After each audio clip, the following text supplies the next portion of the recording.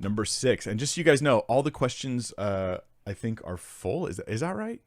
No more questions. No more questions. All the questions are full. I've got 20 queued up, ready to go. This is number 6. Jake Waterland. Hey, Pastor Mike. My friend is doubting his faith and reality because he claims there's no way to discern truth objectively without some sort of bias. How would you answer him? Thank you. Okay, this is a real challenge. I once had lunch with a student, former student, he's in college now, or at the time, who felt that he didn't know if anything was real. And I just couldn't help but think of the irony of the moment. He didn't know if anything was real. This was keeping him from committing fully to Christ, but it was also plaguing him in that he's like not even sure he's real, or the table in front of us or the food is real. And I told him, but you're still eating your lunch, right? and either this sounds trivial to you or it's a nice wake-up call. C.S. Lewis, let me give you another example. C.S. Lewis wrote something called The Pilgrim's Regress. So you guys have heard of The Pilgrim's Progress. The Pilgrim's Regress is about C.S. Lewis's philosophical journey to atheism and materialism, and finally back to Jesus. And when he describes in this journey, it's tough reading if you don't know any philosophy.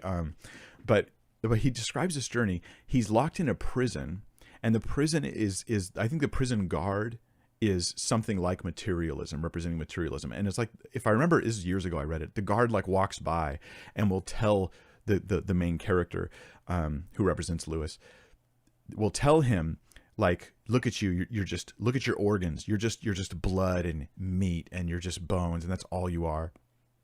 And he's trapped in there, and he's despairing. And then one day somebody comes alongside and delivers him from this prison. And the person who comes alongside is reason. And he talks about how he kind of went, wait a minute. I'm like, it seems wise.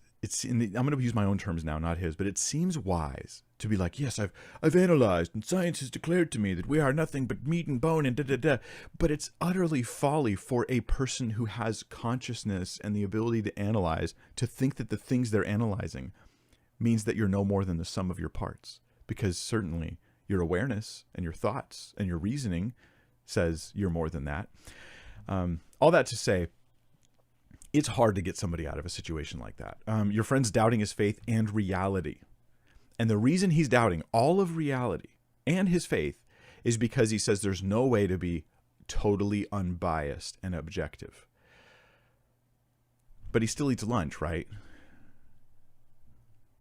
You see, he is really philosophically unequipped to tackle the challenges he's facing. And I think if we're going to do philosophy, we should be the common sense philosophers who say, I'm not going to start philosophy by doubting my own existence.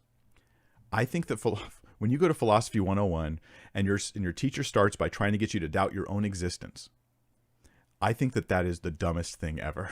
And it's not wise. It has the appearance of wisdom, but it's utter folly, because to doubt reality, to doubt all the things that you know and perceive and see as true because you have, say, a bias, that is not wise. That's not wise at all. So yeah, you have a bias. Everybody has a bias.